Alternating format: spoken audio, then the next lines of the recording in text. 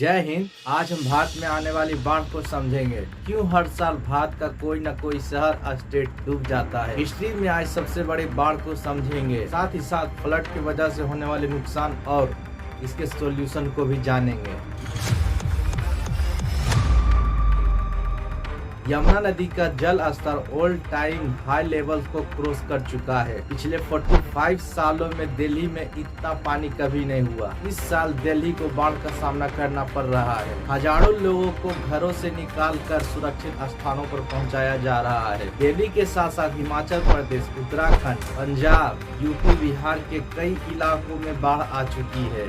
Monsoon आते ही भारत का कोई न कोई शहर बाढ़ के कारण तबाह हो जाता है। रिसेंटली टाइम में आए फ्लड को आप देखेंगे तो 2005 में मुंबई में, 2015 में चेन्नई, 2018 में केरला, 2020 हैदराबाद, 2022 में बेंगलुरु। बार बार हर साल यह चीजें रिपीट होती रहती है, जिससे गवर्नमेंट को बिलियंस ऑफ डॉलर का नुकसान होता है। और सिर्फ पैसों का नुकसान ही नहीं, लोगों की, जानवरों की बाढ़ की वजह से मौत हो जाती है।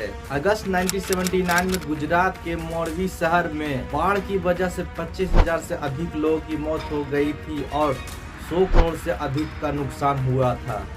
पॉइंट नंबर 1, क्यों हमारे शहर बारिश के पानी को हैंडल नहीं कर पाते हैं। सबसे पहले हमें यह जानना जरूरी है कि उत्तर भारत में क्यों और कैसे बाढ़ आती है। 9 जुलाई को केवल हिमाचल प्रदेश में 14 लैंडस्लाइड हुए और जिससे रेड अलर्ट जारी किया गया। हिमाचल में अब तक 7 से अधिक लोगों की मौत हो चुकी है। 300 से अधिक लोग मिसिंग हो गए और 700 से अधिक रोडों को ब्लॉक किया गया है। उत्तराखंड का हाल भी कुछ यही है। लैंडस्लाइड की वजह से 195 रोड को ब्लॉक किया गया है। पूरे उत्तर भारत में होने वाले तबाही का कारण हेवी रेन को बताया जा रहा है, पर ये क्या पूरा सच है? नहीं, हेवी रेन तो हो ही रहा है, पर असल कारण है लेक ऑफ प्लानिंग। इस बाढ़ का सबसे बड़ा कारण है पहाड़ी एरिया में क्लाइमेट चेंज का इम्पैक्ट 3 तरह से पड़ता है। बढ़ते टेम्परेचर के कारण वर्षा ज्यादा सीवियर हो जाती है और कम समय में ही वर्षा होती रहती है। पिघलती हुई ग्लेशियर से नदियों का स्तर बढ़ जाता है और नदियों के किनारे हुई बिना सोची समझी डेवलपमेंट आगे जाकर डिजास्टर का कारण बनता है। सम बिहार में बाढ़ रेगुलर आते रहता है पर इसके सुधार में कोई इम्प्रूव नहीं है।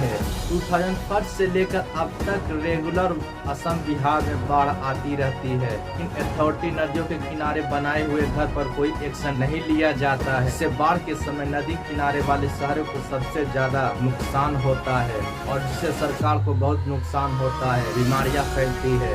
बीते 1990 से लेकर 2017 तक $54 बिलियन का नुकसान हुआ है। इसमें केरला 2008 में $4.2 बिलियन और 2015 में तमिलनाडु 1 लाख करोड़ का नुकसान हुआ था। पॉइंट नंबर 2, इसका सॉल्यूशन क्या है? सोचने वाली बात तो यह है कि बाढ़ एक नेचुरल चीज है, ये तो आएगा ही। गंगा, ब्रह्मपुत्र जैसे नदियों में हर साल फ्लड आता है, जिसे फर्टिलाइजर स्लाइड लाता है, जिससे नदियों के किनारे की मिट्टी उपजाऊ हो जाती है। तो प्रॉब्लम क्या है?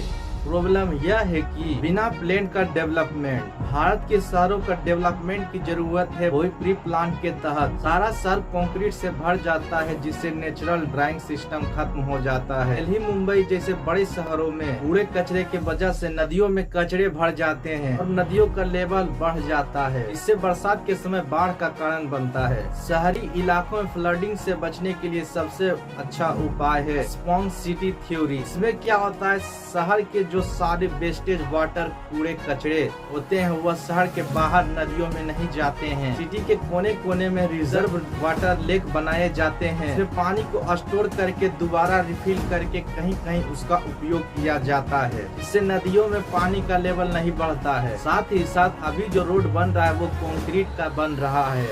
स्पॉन्ज सिटी में क्या होता है, कोरस asphalt से सड़क को बनाया जाता है। एक खास किस्म के मटेरियल से बनाया जाता है जो बरसात के पानी को सड़क पर जमने नहीं देता है, सीधे नीचे मिट्टी में भेज देता है। इसमें छोटे छोटे छिद्र होते हैं। शहरी क्षेत्र हो या पहाड़ी क्षेत्र, नदियों का लेवल कम करने के लिए हमें डिफॉरेस्ट कम करना होगा और पेड़ पौधे को लगाना बहुत जरूरी हो गया है। पेड़ पौधे न होने के वजह से बरसात के समय बारिश का पानी मिट्टी पूरा कचरा को काट कर नदी में छोड़ देता, जिससे नदी का लेवल बढ़ जाता है। इस प्रॉब्लम को सोल्यूशन को समझना होगा, तभी बाढ़ से राहत मिलेगा। आई होप कि आप समझ गए हों। वीडियो अच्छा लगा तो लाइक सब्सक्राइब जरूर कर दीजिए। जय हिंद।